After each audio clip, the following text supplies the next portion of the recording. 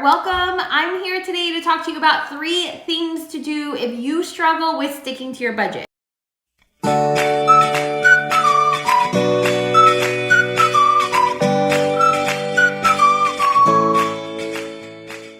So many of us wait until January to work on our budget or to think about sticking to our budget. But there's no rule, there's no one that says that you have to wait until January. And so I just wanted to give you 3 really actionable things that you can walk away with if you're struggling with sticking to a budget. Because let's be real here, budgeting is not about math. If budgeting was about math, everyone would have a budget and everyone would be sticking to their budgets.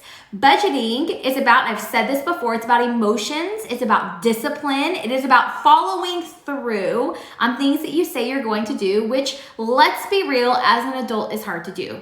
It is, it's hard to do. It's hard to follow along and follow your budget when you're an adult and you have the choice to do something else. When you're caught up in the moment and you see something you want to buy, or you decide that you don't want to cook dinner tonight, am I right?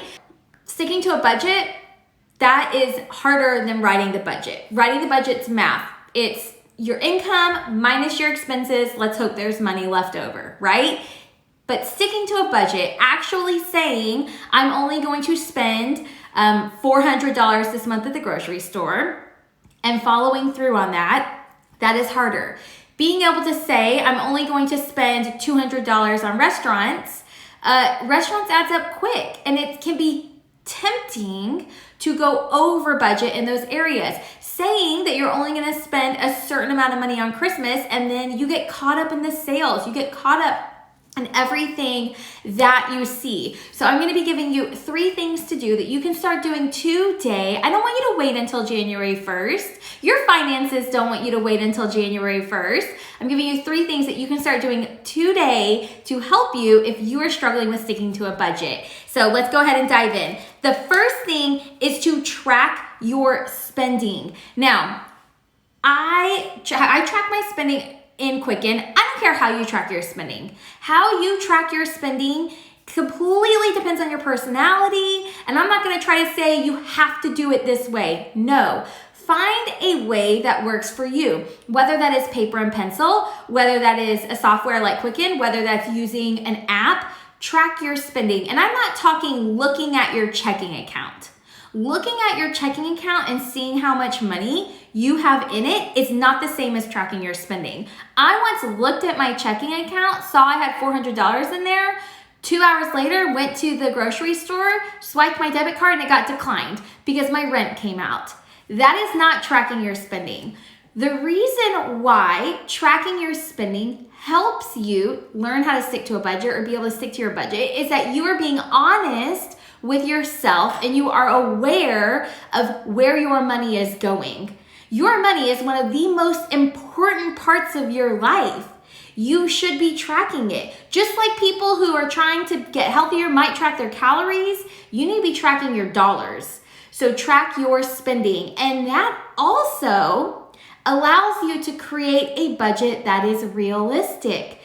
Because chances are you're having trouble sticking to your budget because it's not realistic. If you are used to spending $1,000 a month on groceries, and then you give yourself, you say, this month we're gonna spend $400.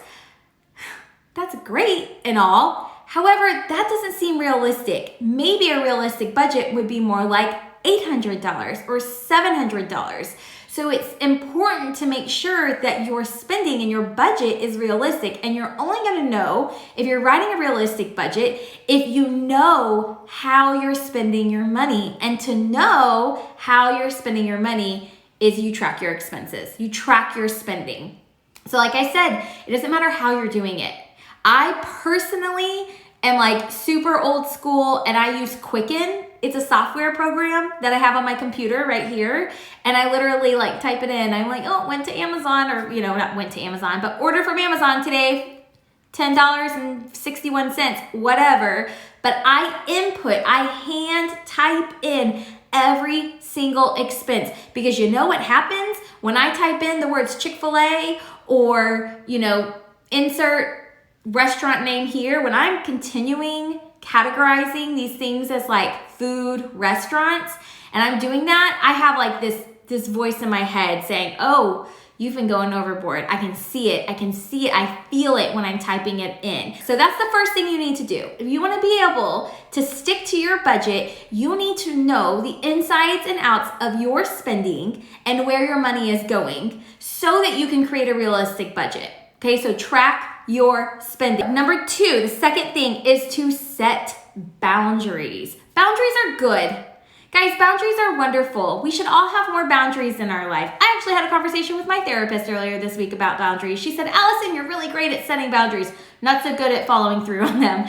So boundaries with your money are good as well. Setting a budget is setting boundaries, and boundaries aren't bad. People see the word budget, they hear the word budget, and they just get like this, like, oh, you can't tell me what to do with my money. You setting boundaries and writing a budget is you honoring and respecting yourself and your money. Boundaries for me looks like having cash envelope for spending. I literally have, and I wish I brought it here to show you. I literally have a cash envelope that has my name on it.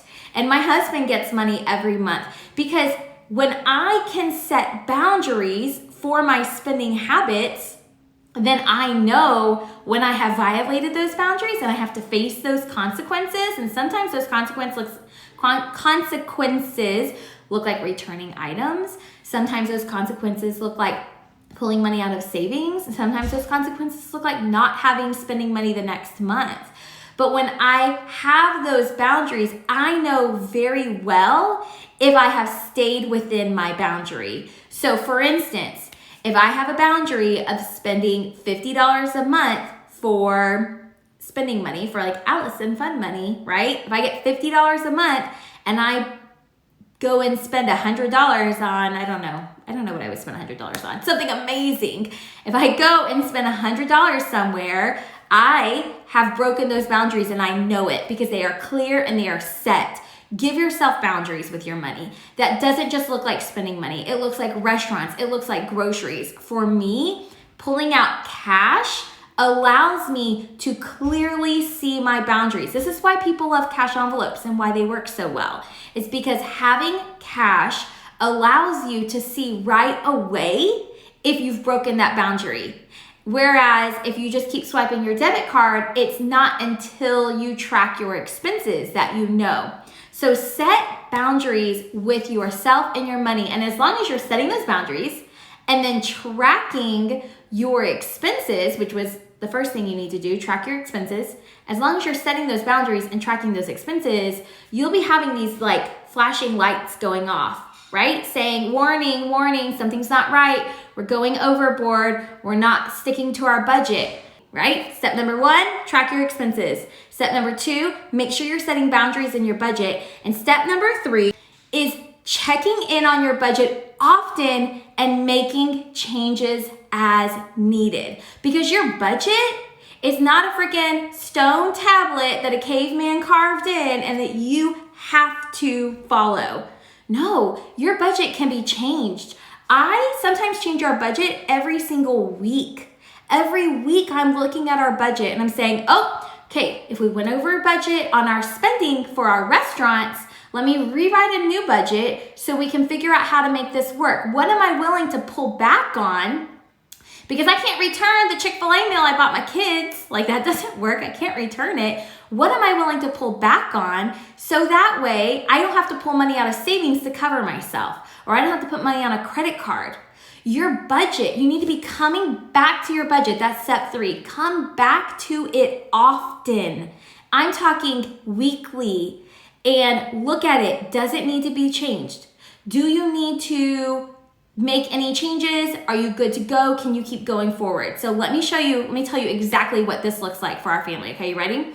When I go back and I look at our budget again, and this is what I call a mini budget, I look at exactly how much money we have in our checking account. So I'm just gonna make up some numbers here.